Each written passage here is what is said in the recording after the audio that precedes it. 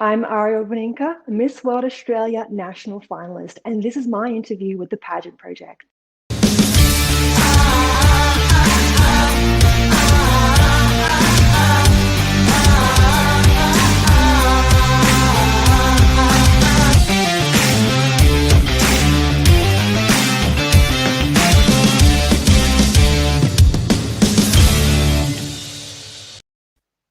Hey everyone, it's Adrian from the Pageant Project with you. My special guest for today being Ariel Beninca, who is a Miss World Australia 2020-2021 national finalist. I don't even Yeah, know anymore. me neither. Ariel, welcome to the show. How are you? I'm good, thank you, and thank you for having me. Oh, it's a pleasure. How are things in Brisbane? I'm hoping they're warmer than they are here in Sydney.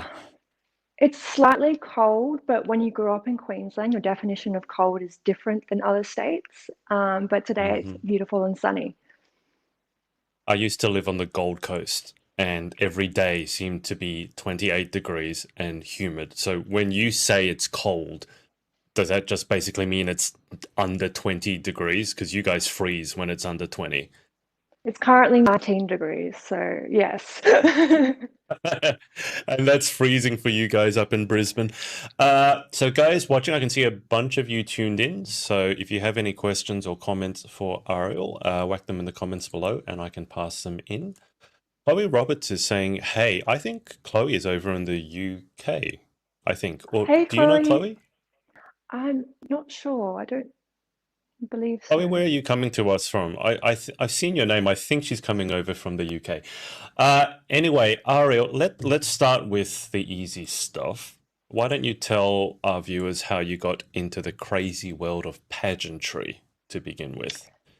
So it all started when I saw an Instagram advertisement for Miss World to apply, and I got through to state finals, and that was about 3 years ago now. So I wasn't quite ready for that nationals, but it really kind of got me started on that path. And so I did Miss Galaxy next as a learning opportunity, and now Mhm. I'm through to nationals for Miss World Australia. But I think my obsession with pageantry started when I was a little girl because I remember first hearing about Miss Universe, and I Mhm. actually made a little scrapbook of all the outfits and dresses I would wear for Miss Universe. And we went around in class one day and they said, "What do you want to be when you grow up?" And I said, "Miss Universe." And the class laughed at me back then. And one person even says, "You're too ugly."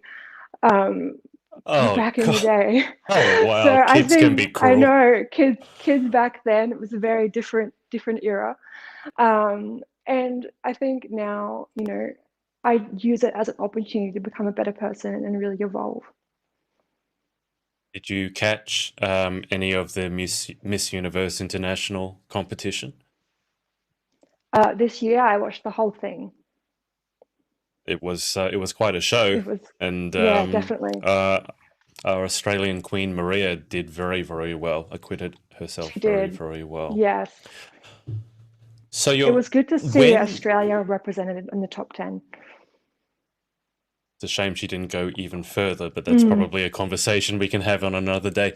How long ago were, because I had this conversation with someone the other day and we were trying to remember when the preliminary finals were for Miss World Australia and then the state finals, because if I remember correctly, for New South Wales, the preliminary finals were back in late 2019, and the state finals for New South Wales are still yet to be done because it got Mm. pushed back because New South Wales had a COVID scare. No, Victoria had a COVID scare, and the management team of Miss World Australia was stuck in Victoria. So we still haven't had our New South Wales state finals yet, and it's only what 3 weeks to go until national finals. So Yeah, when were I'm your preliminary and state finals? So my state finals were a few months ago, and I never did preliminaries. I got straight through to states because I did states a year in 2019. Right. But yeah, I am a bit worried for the states that haven't had their state final yet because they don't have very long to prepare when they do get through to nationals.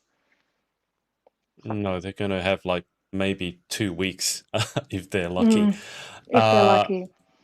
yeah. Oh, Chloe has said she is watching from the UK. So, hello, Chloe. Thank you for watching. It is currently 2 a.m. for you, so I don't know what Wow. you're doing up.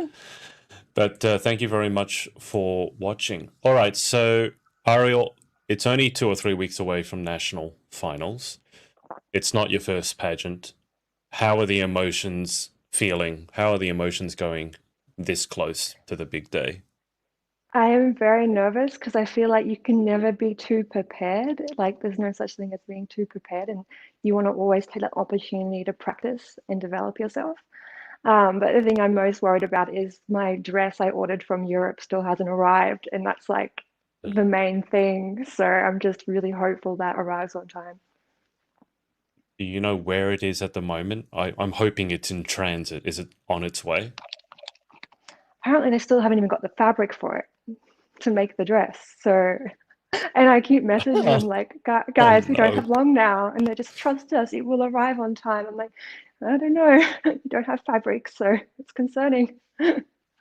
Oh, well, yeah. Do you have a backup plan? It's always good to have a backup plan. Oh dear. I think backup plan, I would have to probably find a last minute dress sponsor, but this dress I have getting made is the one I'm in love with and that I would feel the most confident in. So it'd be a shame if it doesn't arrive on time. It would. Hopefully, look, hopefully, fingers crossed, it gets there to you in more than enough time. I don't want you to divulge what it looks like, but can you give us any clue? Is it design So or color wise? it's a beautiful sparkly blue gown, and the fabric that's getting made for it is quite unique. I couldn't even find anything like it in Australia. And it's got beautiful silver jewelry down as the shoulders, and I just can't wait to wear it. It It's sounds kind of like one like of a an kind. yeah, it's kind of like a bit like kind of elvish elven queen vibes as well, but then also the pageant vibes with it. That sounds It's from a exciting. it's from a country called Kosovo. Have you heard of it? Oh, Kosovo. That's Kosovo. yeah. Nice. They had a horrible war, civil war. I think 20 or so Mm. years ago. So yeah, that's unusual. How did you find that? So it just happens that all the best dress designers in the world just happen to be in Kosovo. There's so many amazing, talented dress designers in Kosovo. Mm. And yeah, it's honestly surprising given how recent our war was. Wow. Okay. So look, I hope it gets to you on time. I don't know what the status of COVID is in some of those countries, but look, hopefully it gets to you because it sounds like it's going to be absolutely amazing. Uh, in terms of the pageant, what part are you most looking forward to? Because Miss World Australia has a few different segments. So what's the most exciting part for yourself? I think the most exciting part to me is the formal dress walk. Um, but I'm looking forward to every part of it because every part of it poses a unique challenge and something like different to bring to the table. Danica, did you compete with Danica when you were in Galaxy? Yes, yes, I did. Hey, Danica. Danica, who recently won, you won Miss Globe, right? Australia, Danica. I don't want to get it wrong. And I forget the girl. I feel horrible. The girl that won Miss Intercontinental Australia. But congratulations, Danica. She says, Plan B and C. I had three of my garments arrive the week before nationals. I mean, there's nothing you can do, is there? I mean, if it Mm. turns up, it turns up. If not, you'll have to just make do. Now, Ariel, as we were messaging a little bit before the interview, so you have a very strong entrepreneurial bent. You are a designer, and you also have your startup here, Coalesce, which we'll get into in a second.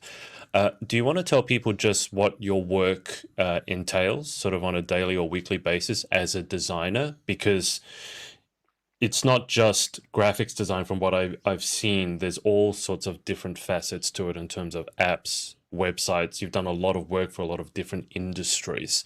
So what does your work sort of entail on a regular basis?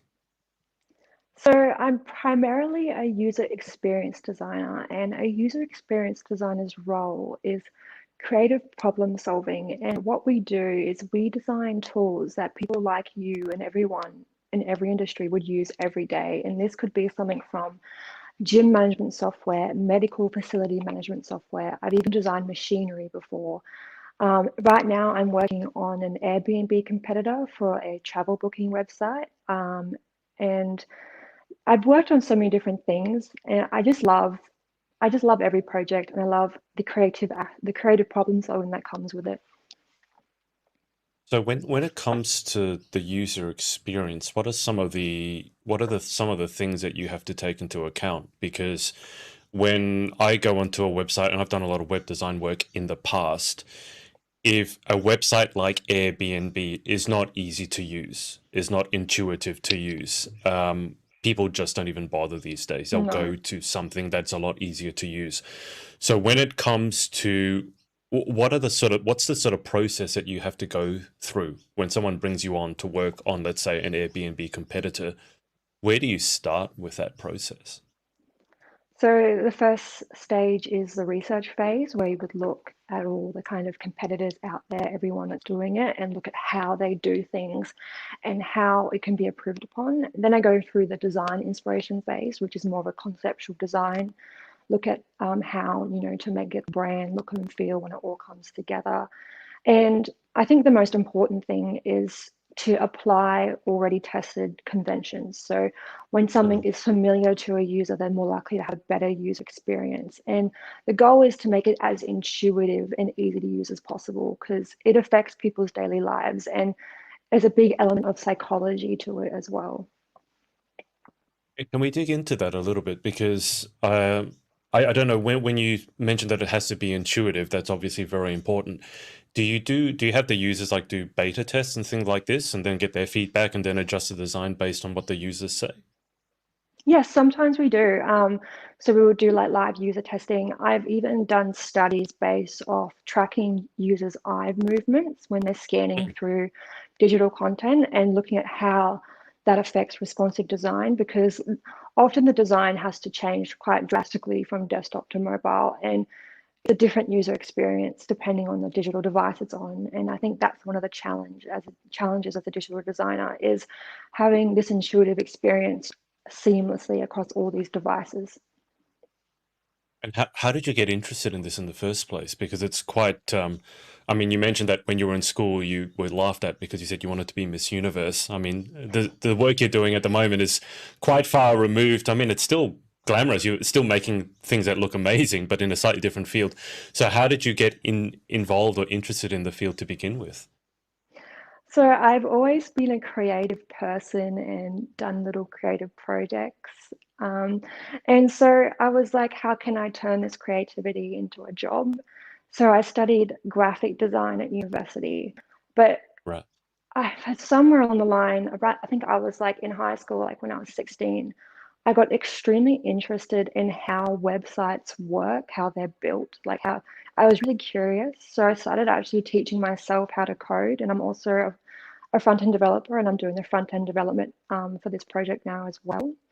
And I did my first little Game of Thrones fan page website. It had snow falling down, and Okay. from there, I realized there was a big gap in digital designers. Like, there isn't that many out there, and it's hard to find good digital designers. And in university, my unique path was filling that gap in the digital world and designing for user experience and web, because it brings so many elements together. You've got that creative problem solving aspect as well as the design aspect, Mm. and it's something that people use. It's a tool that betters people's lives, and that has an effect on them, as opposed to a billboard they might see. Absolutely. Can you just clarify for me? I think I understand, but front-end developer, when you say that, what does that actually mean? Because I understand, most people understand graphic design, you're designing graphics, but what's a front-end developer? So there's two sides to every development. The back end is kind of structuring a database and a logic with way things interact with each other and work. So requests, so just say I want to log in, that would be the backend, would be the actual what happens in the database, finding Yeah, information, matching it to the password. Front end yeah. is making everything look pixel perfect and like the layout and the structure of the page. So the kind of like developing the user interface of the digital experience. Right, got it. So back end, in a case of something like Airbnb as a database of all the properties around the world or in Australia, and then the front end is how I guess users interact with that information or access that information. Would that Mm. be correct? And also how that information is displayed. Right. Okay. So when it comes to your front end development work, is that slightly different to the graphic design? Because I've contracted graphic designers before to do things like logos or to do I don't Photoshop work. But the front end development, would that be slightly different to the graphic design or completely different to graphic design?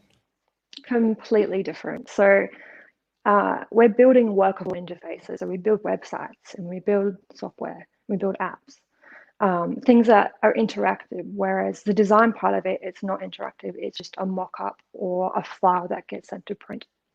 So when you're doing development, you work with code and you work with different coding languages like HTML, Mm. SAS, CSS, JavaScript. And it's very much not a visual interface, but when you're designing, it's more of a visual interface when you mock something up. Got you. Got you. All right. Because I've done programming before, so I know what you're talking about.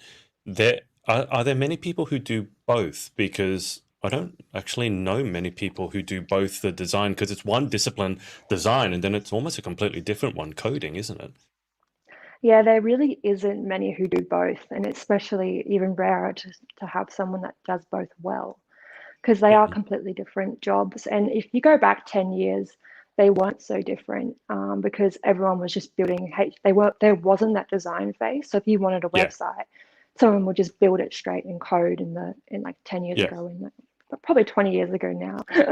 That's what I did. But I yeah, yeah, remember those days. Yeah, I do. good It's a old, good old days. in ter- it's got to be. I mean, I've already said it. It's a bit probably rare to find someone who can do both. It's got to give you a huge advantage though, because I'm just thinking if I was to bring on someone to do, so I was looking at, for example, doing a pageant site, kind of like Airbnb, but for pageants, where girls could leave reviews of their experiences with pageants, and trying to find someone who could do the front end programming of it, but could also make it look good was extremely difficult. And I wasn't actually able to Mm, find someone who could yeah. do that. On the other hand, there were people who could sell you a really pretty looking website, but behind it, the database and how people access it was awful.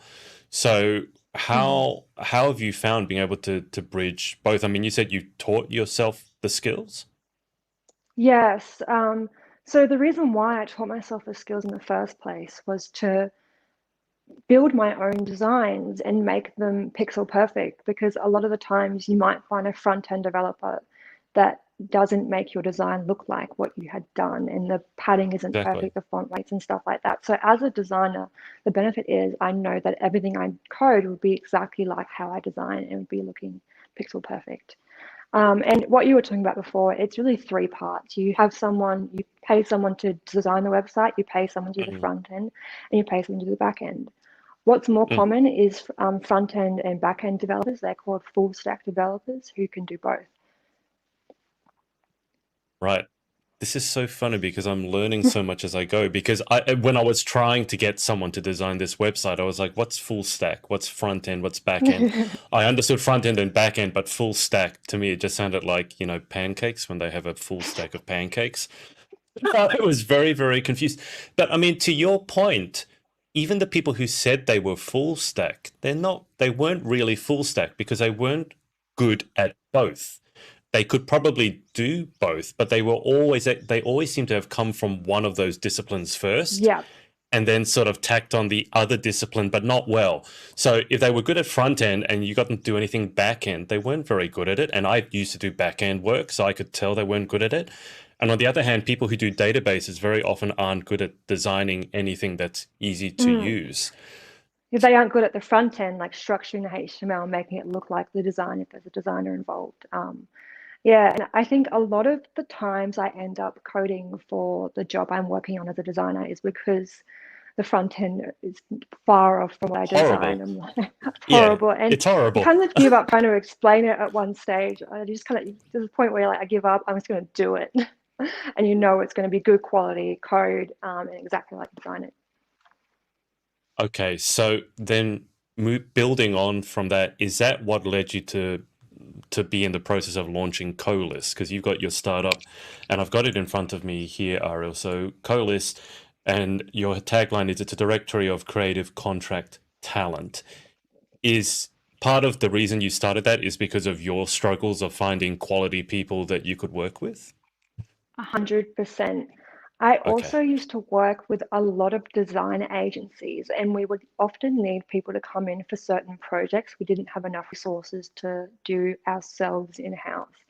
And the struggle of finding those contractors when you needed them was real.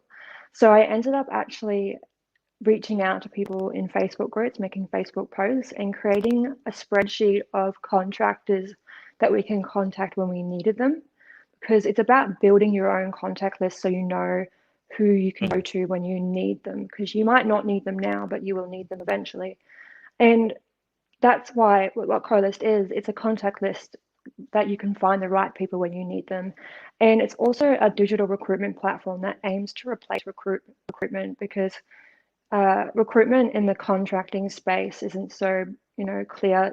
Different recruiters have different ways of charging for contractors. So sometimes I might subcontract through a recruiter. So they're charging the client $80 an hour, and then I invoice the recruiter $60 an hour. So they take that profit. Yeah. And there's been one instance of a recruiter even saying that the business has to pay them 20% on top of what I charge them. So yeah, it's just not so much of a clear space, and that's what Coalesce aims to bridge in making it a lot easier to find the right people and not have to involve recruiters. So is it fair to say that when it comes to recruiting contractors, that there are some, let's say, less than ideal business practices going on behind the scenes? Like it's hard to say because you don't know what is normal and you don't know what works Mhm. for people, but there is no like there's no common way of doing it. Some recruiters even just charge a fixed fee for finding you a contractor, but because it's Yeah. different from full time, you don't know how long they're going to be working with you for. You don't know like how consistent that work will be if it's a short-term project or a long-term project. Contracting becomes a more gray area. Yeah. So I have the website. Are you okay, Ariel, if I bring up the website just on Yeah, screen sure. for a second? So I'll show people, because it's one thing to talk about, it's another thing to actually look at it. So here, now as it says on the website, it's beta launch version 1.0. So Yeah. what you can see here is the directory, and Ariel's got herself at the top there as an example. So you've got the names, you've got the locations, the skills, so be UX/UI, web design, app design, product design, all those sorts of things. Availability is when they're available to work, the rate obviously, and then the likes is kind of like an Airbnb sort of rating, I think. Mm. When are you looking to actually launch this? Because I mean, I understand that's just a screenshot or a screen. I like how you got Jack Sparrow at the bottom, by the way, and Will Smith. I'm just realizing this now. Um, when, Yeah, when like, if you Jack look at Sparrow. any of my if you look at any of my design mock-ups, we always have to come up with our own dummy content, and I put the weirdest things in my mock-ups. So there's always little Easter eggs like that. But the Now I'm platform kind is of wanting to go. I took most of them out, but I've gotten in trouble for some before. Oh, I put for one of my mock-up ones, I put a bunch of politicians in the for the people in the mock-ups, okay. and I gave them really funny titles. Um, Please tell me you but didn't put Donald Trump in there. I did, and Oh I no. put, Oh, I, oh. that's the one I got in trouble for because they didn't Of like the course. tagline. I can Uh, imagine. Yeah. yeah, so it's actually you can actually make an account right now for the beta. So you're able to make either a business or a contractor account. But right now you can search the list and see people's profiles and you can contact them through email, but for the actual MVP launch, we want to have direct messaging so you can direct message those people as well Hmm. as job posts.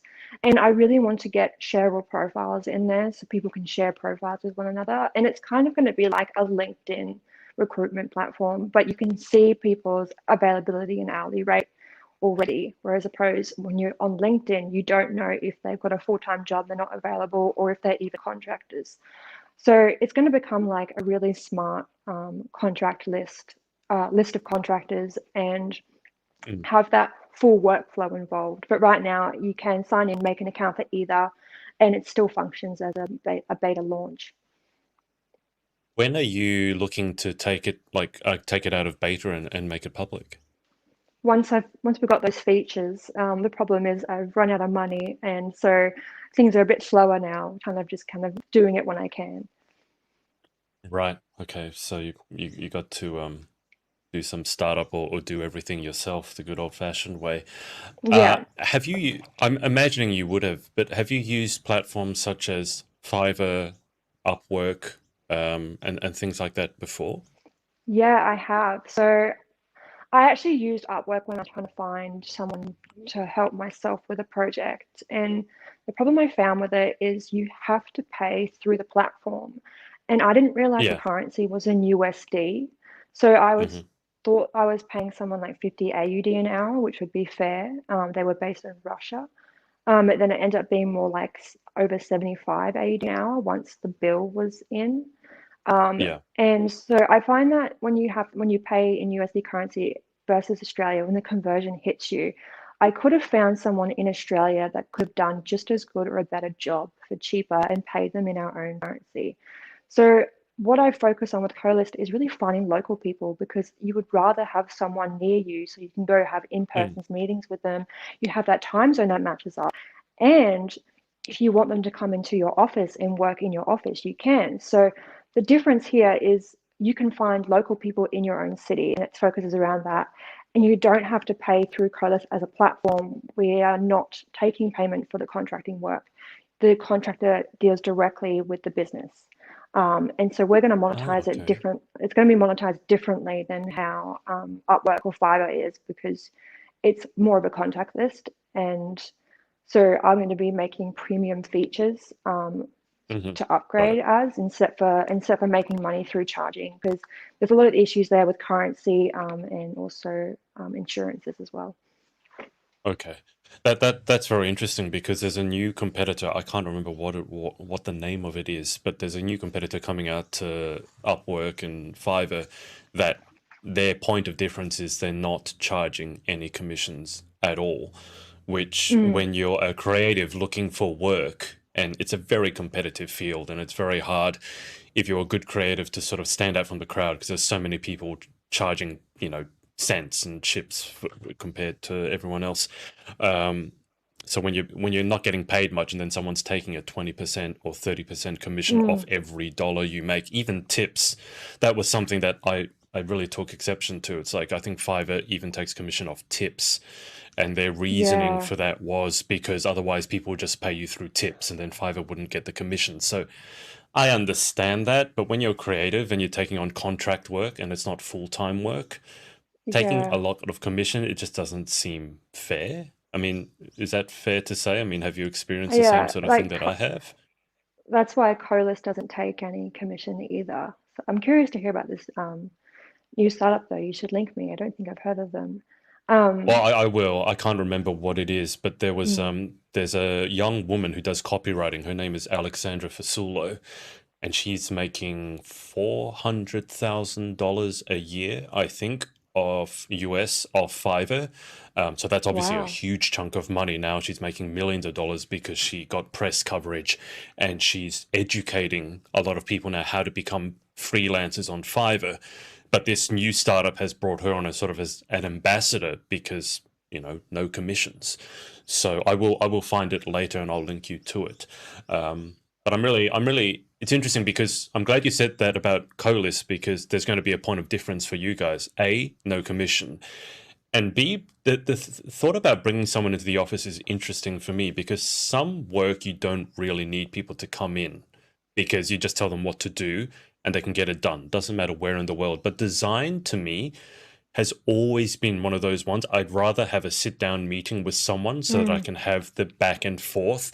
It's very difficult for me in an email to say, this is what I want my website to look like. I want it to be blue. And then you as a designer go, well, what does that mean? Blue. Like, and so then you have spent all this time going back and forth. So are there sorts of works, like in your experience, that it's better to have a sit down meeting for rather than sort of trying to do it through email?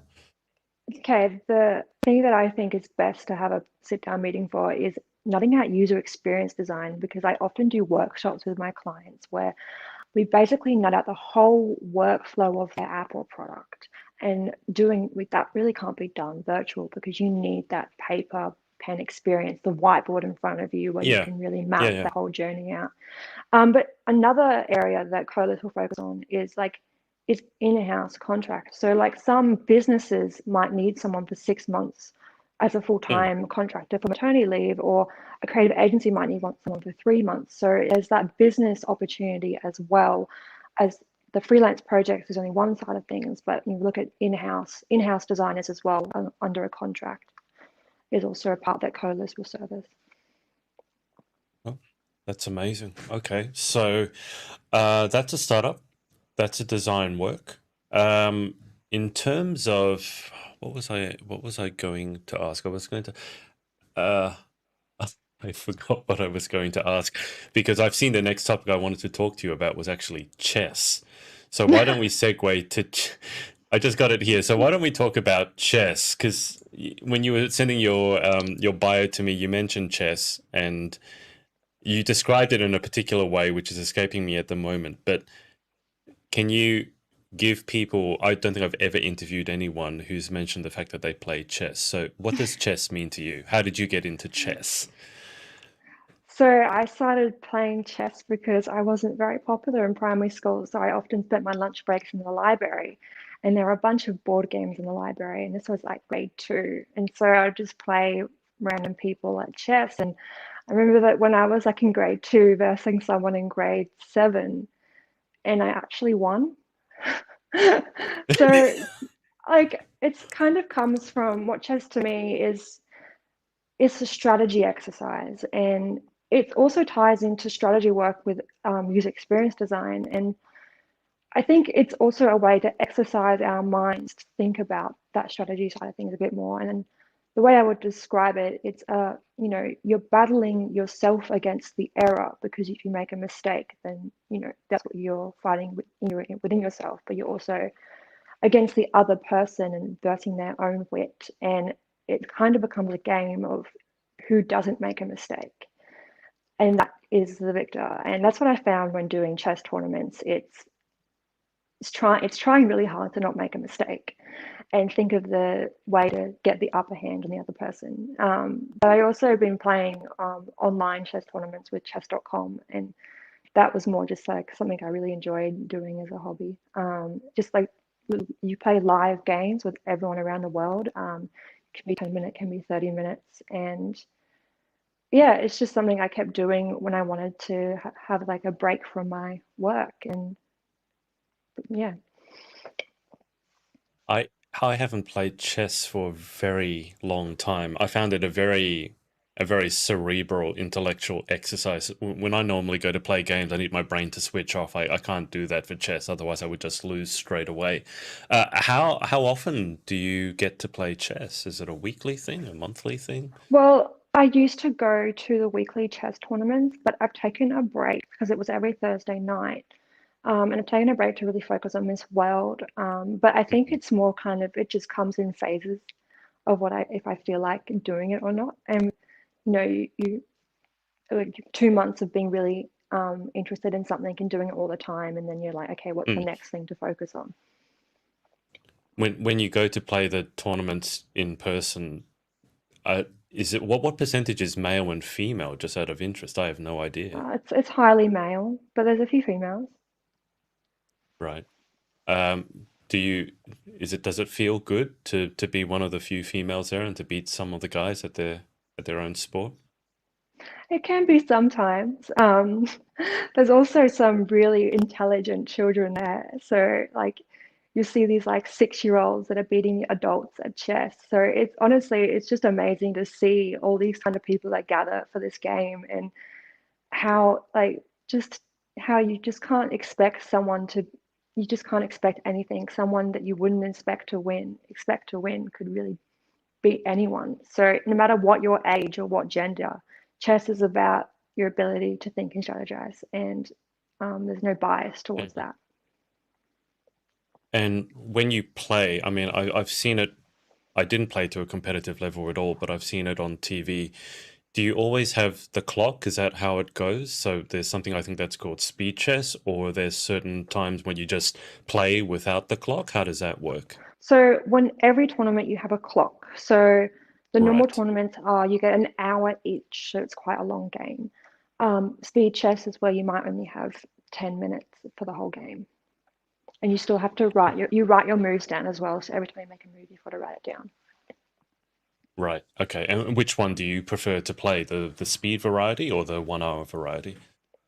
On my phone, the speed variety, I just feel like I'm a lot better on a digital chessboard because I'm used to it. But when Yeah. it came to playing on a real board, it just felt so different, and I didn't get that bird's eye view perspective. So if I'm playing with the board, it would be the hour game. But if I'm playing on my phone, the 5 minute or 10 minute games.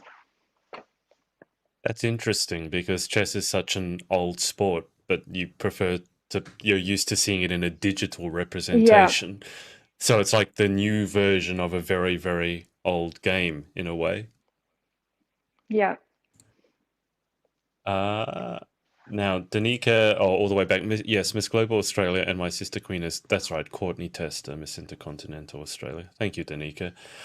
Janice, who's over in Canada, has asked, have you seen the Queen's Gambit? Yes, I have. I really enjoyed watching that. It was really good to see not only chess represented on TV, but also a female chess player represented. And I wish that was based on a true story because it would have been very fascinating. What happened in the, I mean, I don't know if it's spoiler alert, but I've not heard of that movie. What happened in the movie? Was it based on chess, was it? It's a Netflix series. It's about this female Oh, okay. child chess prodigy who basically becomes the world champion chess player. But she's also battling her own mental struggles as well. Okay. All right, I'll have to look that one up. When it comes to chess, is there anyone that you have kind of looked up to as a role model of how to play chess? I mean, I ask because I play tennis and I taught myself how to play tennis. And obviously, you grow up, you pick your idols as to how they play and you try and emulate them. Did you have any idols when it came to learning how to play chess? No, when I was like 2 years old, it was just a board game in the library. Mm, But I definitely found Queen's Gambit really inspiring with the way that she played. right. Okay. Have you ever played against a computer when it comes to chess? Yes, but I don't really enjoy that because human minds are so different. Like human minds, Mm, you can be a great chess player having a bad day, you can miss something. And it's that element of human error that makes a chess game exciting to me. So playing against a computer yeah. just isn't really exciting. Yeah, I can understand that. Apparently now it's gotten to the point where the computers basically will beat humans all the time. Like, I yeah. I don't know if I like that. Similar to yourself, I'd rather play against a human than a computer.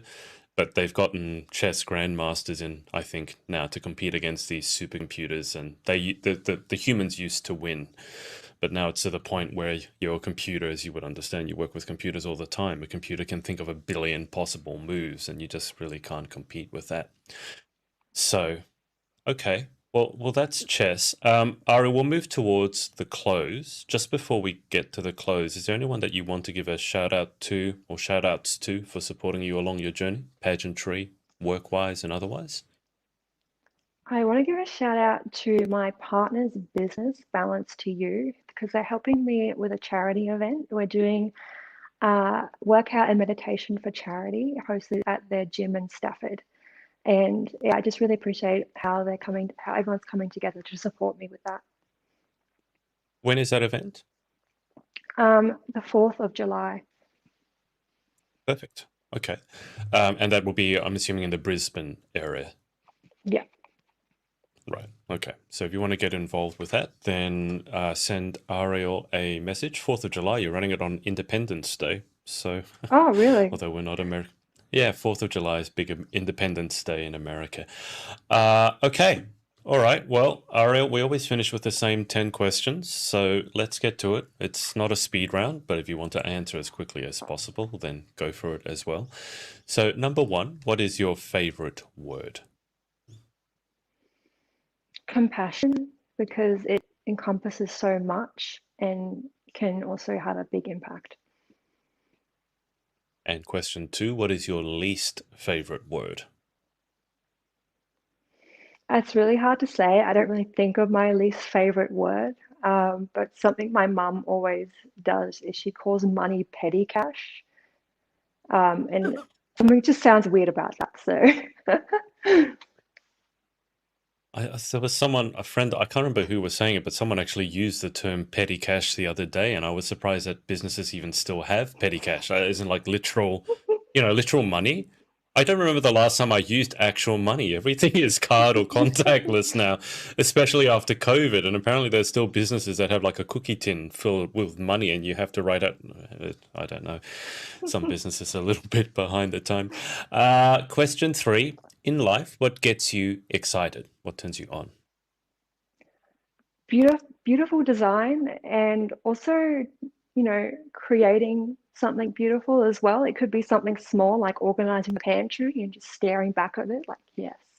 Or it could be something like, seeing a beautifully designed website, seeing a beautiful user experience, and seeing good change in the world is a beautiful thing also. This might be a difficult question to answer, but what is the best piece of design or some of the best pieces of design that you've ever seen when it comes to websites or apps?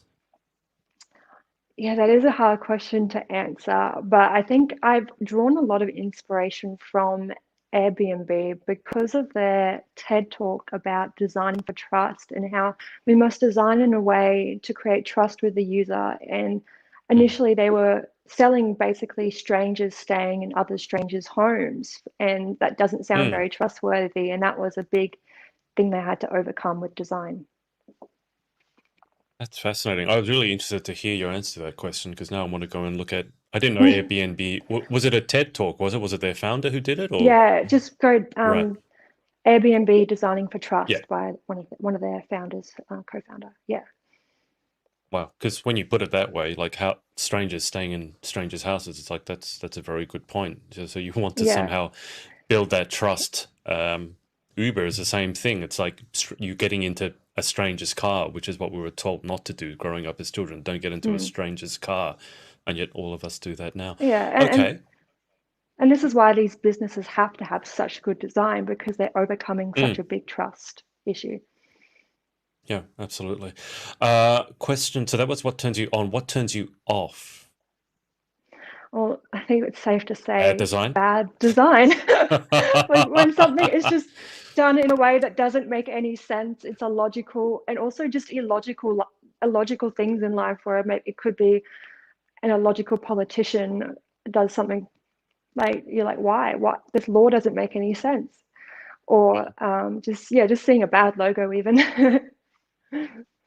What I'm not going to get you to shout out the worst logo you've ever seen, but I mean, with your brain and the design work that you do, how do you deal with mess? Are you? And I'm really interested to hear the answer. Like, do you need everything to be organized and tidy at all times, or is it the flip side and you love your organized sort of mess? How does your brain filter messy or organized given what you do for your work? I definitely love things to look organized and, be designed in a beautiful way. So I'd be like, I definitely love interior design and making my house look pretty, and just making, I think, organized things that make your life easier. It's easier to find something in the pantry if it's organized. It's easier to find your clothes if your closet is organized. But I am no way of neat freak, but it's good to have that initial organization, and then you don't have to like have do the dishes every night or something. But Yeah. It's more Yeah. about having that organized life. Yeah. Okay, got it. Can you just shout out like the best logo you've ever seen, or what are some of the best logos you've ever seen? I won't get you to shout out the worst, but what are some of the logos that you really love? Well, I love looking at, the biggest brands and their logos and the logic Hmm. behind those, because a lot of logos have meaning that you wouldn't have otherwise seen. And I'm going to Mm. use Airbnb as an example here again because their logo is a heart, a person, and I think an A also. So it's an A, it's a Actually, like what? person, I can't remember. and it's a heart. And that to me, it's got a lot of meaning in it. So you just look Oh up wow, Airbnb logo meaning. I never realized that that's what it was. I mean, I've used Airbnb so much. I'll bring it up so people can see it. I didn't realize that's what the logo was. So here's the logo. I'll blow it up a little bit. So there it is over here. So it's an A, Just go and to images. Go to images, and there's a breakdown. that's right. Airbnb, Yeah, just I'll put go. Airbnb logo meaning and go Got it. images. Put meaning in there because it has the breakdown. Meaning. There Right. it Let's is. have a So you look at. see that first image or the second image? You can see, yeah, the Oh, second one I think is best. It's a location icon. I was people wrong actually.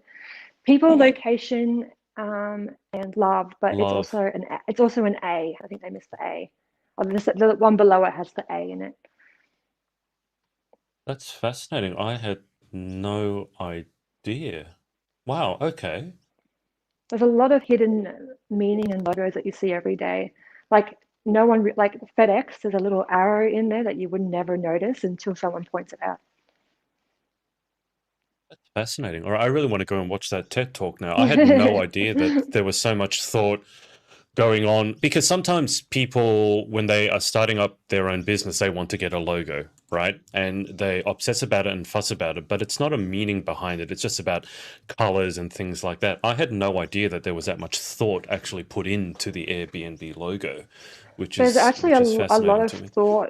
There's a lot of thought put into a lot of brands, but to have that kind of thought put into your logo, you need to have the budget to hire a designer that would put that thought into that logo. So it's not those That's logos true. aren't like $5 logos or Fiverr. They're a professional Mm. or a brand agency putting hundreds of hours into it to get there. Have you designed a logo for yourself? I have, but the one for I've designed actually lots of logos before, including the one for the Airbnb competitor I'm doing. But the logo I've designed for myself is more based off a signature because I wanted it to feel very personal to me. So I've kind of Yeah. done a signature based logo. It's on my website, arielbeninca.com. I can s- Oh, sorry, I Ariel can see Beninca. the favicon is a little. Oh, there it is up The there. little A. That's a nice signature you've got there. Up Yeah, the it is. top Yeah, left, the yeah? signature. Yeah. Beautiful. Okay. When it comes to fonts, do you deal much with different types of fonts? I mean, for design, I assume that's something that you work with on a consistent basis. Yes, definitely. Fonts are the most important part of a design because typography really gives a lot of personality to the brand, and it could be the difference between something being usable or not usable. So imagine using Mm. an app with Comic Sans; it just would not be pleasant. And I'm not sure if you.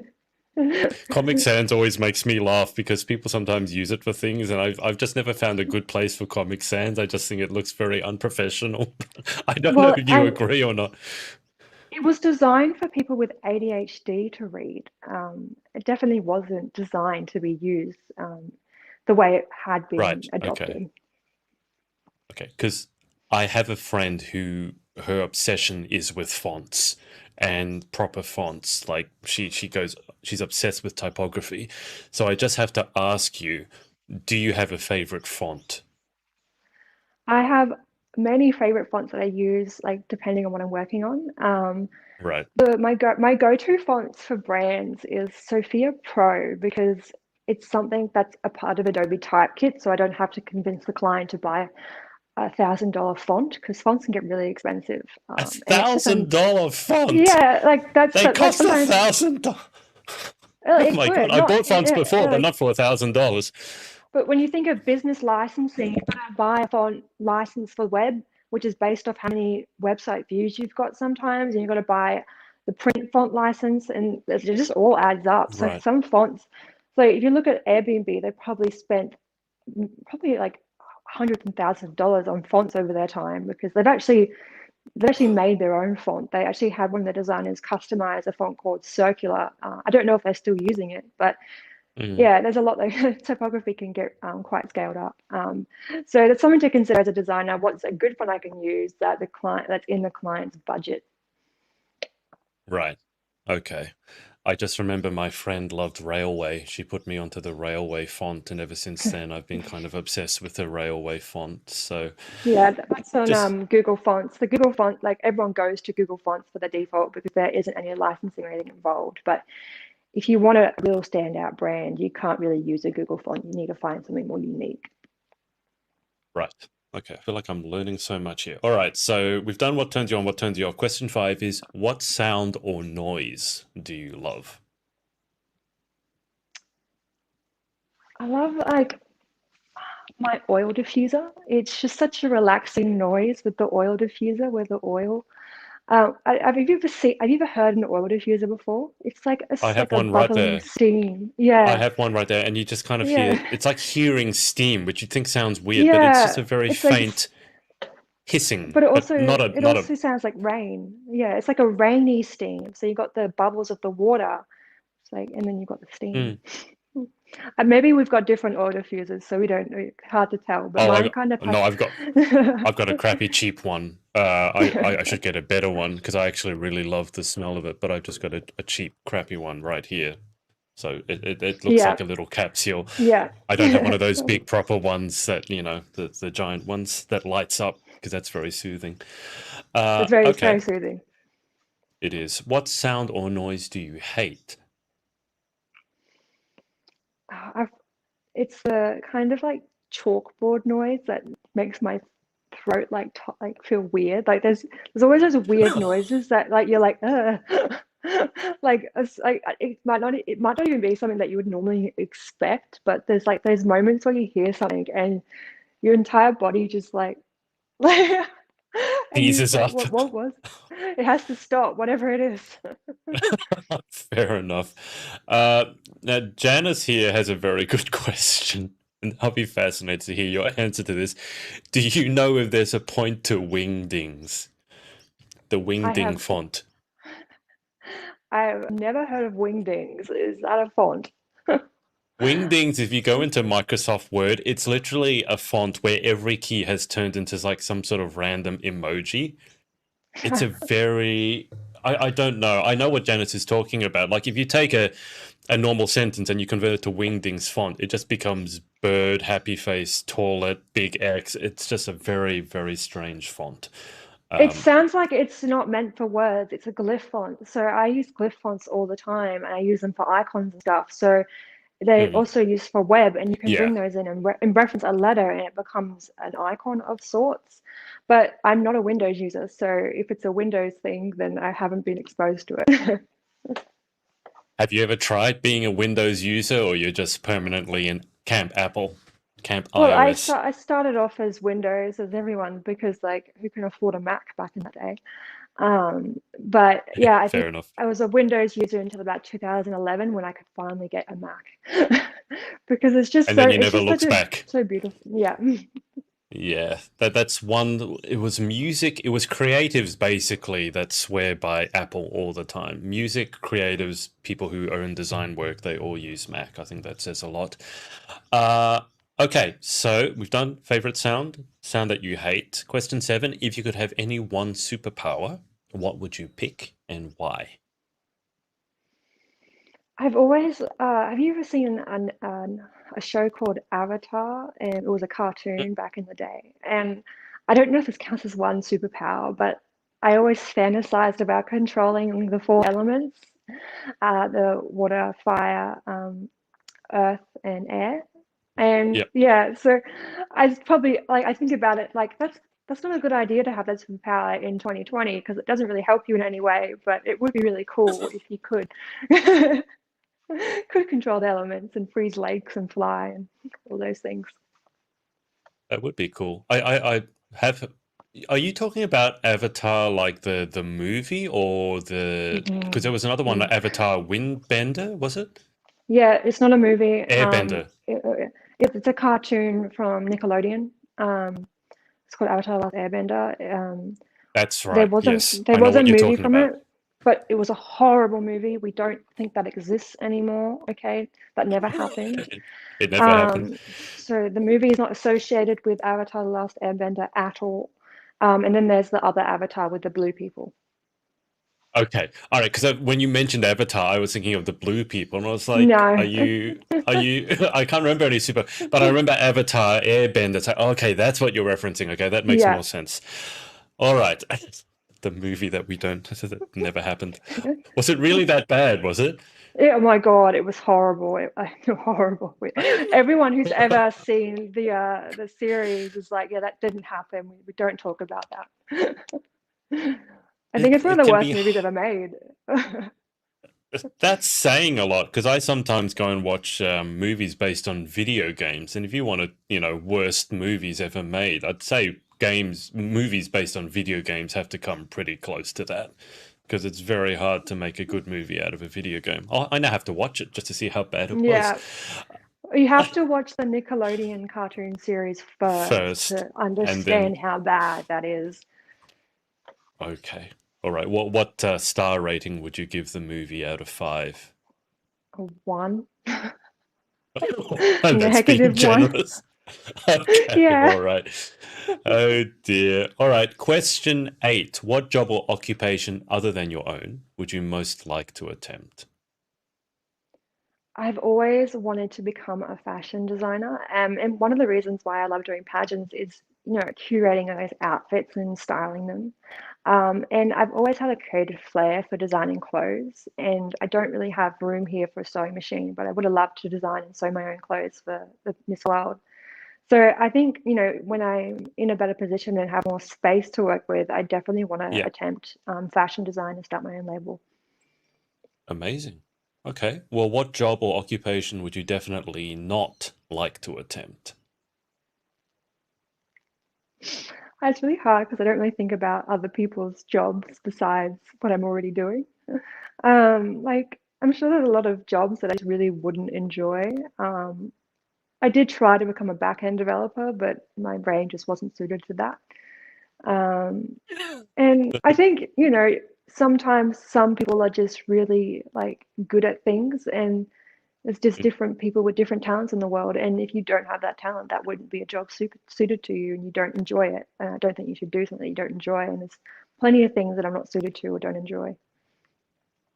I think it's interesting your brain didn't work for didn't like the back end development because the back end it's interesting. I know it takes a different sort of mindset, but Mm. that's interesting that it didn't work for you. The most common answer I get to that is like pageant girls don't want to be garbage people. That seems to be the most common one. They don't want to be the garbage man, they said. So I guess that makes a certain amount of I sense. just feel like there's worse jobs, even than a garbage person. Just because, like, if you think about what would your mind hate doing versus like if you're just kind of Mm, doing something like labor, then it's kind of you don't really have to think. yeah, It's more just the that's smell would very. be really bad. The smell would be horrible. I'm sure. Final question: if heaven exists, what would you like to hear God say when you arrive at the pearly gates? That's a hard one to answer as an atheist. I But hear I you on think, that one. yeah, it's like I would be more happy if there wasn't a pearly gates than. But I can't really think of something that I would like to hear him say because what I would really love is just for the world to be a better place and for some like just to know that we're all like God didn't create the suffering, and there was not a God creating the suffering in the Mm, world. There's not a God dictating everyone's lives, and that, humanity is controlled by ourselves, and it's up to us to, fix the problems with the world and not rely on a deity or blame a yeah, deity for any of the problems. yeah, I hear you on that one. Just out of interest, do you believe in fate or destiny?